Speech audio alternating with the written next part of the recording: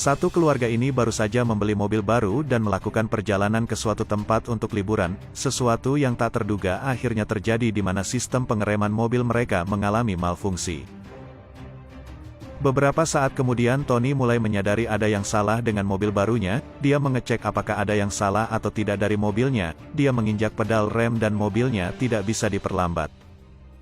Sistem mobil tersebut mengalami malfungsi secara total dan melumpuhkan semuanya. Dia melihat ke monitor Mia, kecepatannya tertahan di 130 km per jam. Dia mencoba menonaktifkan sistem itu dan tidak terjadi apa-apa. Tony mencoba menarik sebuah tuas dan muncul peringatan malfungsi sistem. Kecepatan mobil mereka naik menjadi 140 km per jam di monitor.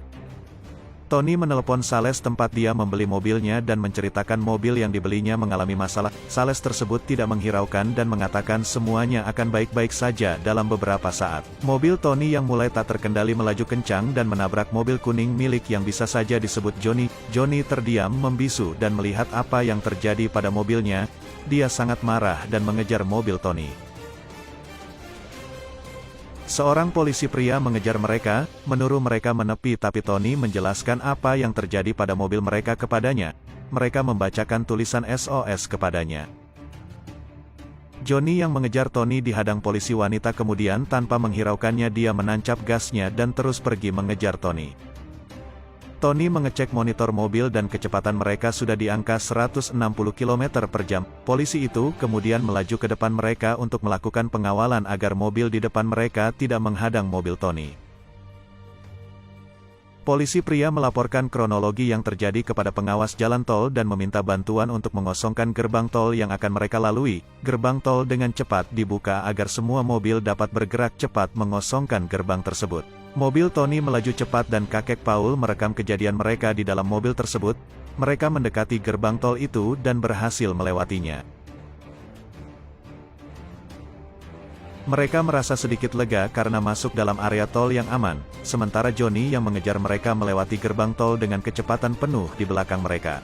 Tiba-tiba mobil mengeluarkan air sabun di kaca depan dan mengganggu penglihatan. Kakek Paul keluar dan berhasil membersihkan kaca depan mereka hingga hampir saja terjatuh dari mobil.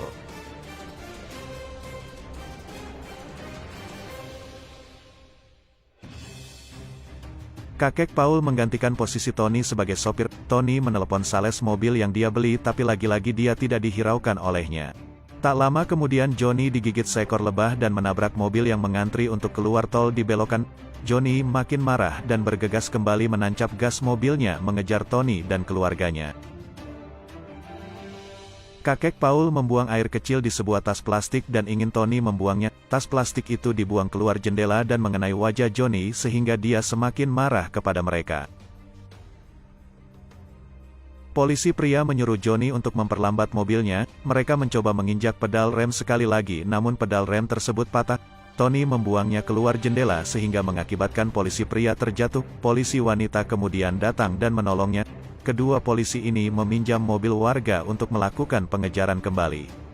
Johnny berhasil mengejar mereka dan mencoba menabrak. Anak laki-laki Tony menembakkan tombak besi ke paha Johnny. Johnny kesakitan sehingga mengakibatkan dia keluar jalur dan menabrak di pemukiman warga yang tinggal di sekitar tol. Kedua polisi tersebut berhasil mengejar mereka dan berusaha memperlambat mobil Tony dengan cara menghadangnya dari depan.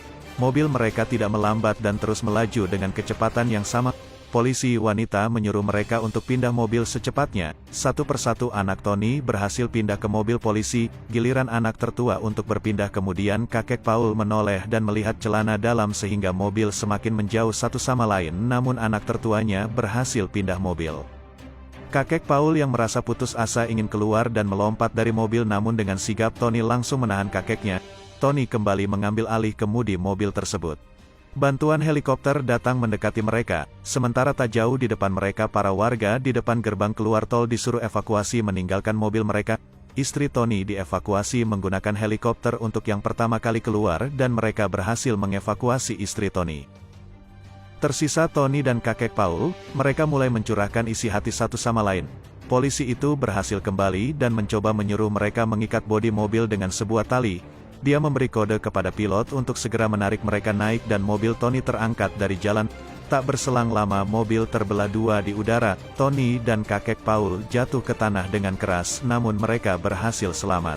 Johnny si pemilik mobil kuning melihat mereka di rumah sakit dan mengejar mereka segera kabur menuju lift namun sayangnya lift yang mereka naiki mengalami malfungsi seperti mobil mereka sebelumnya.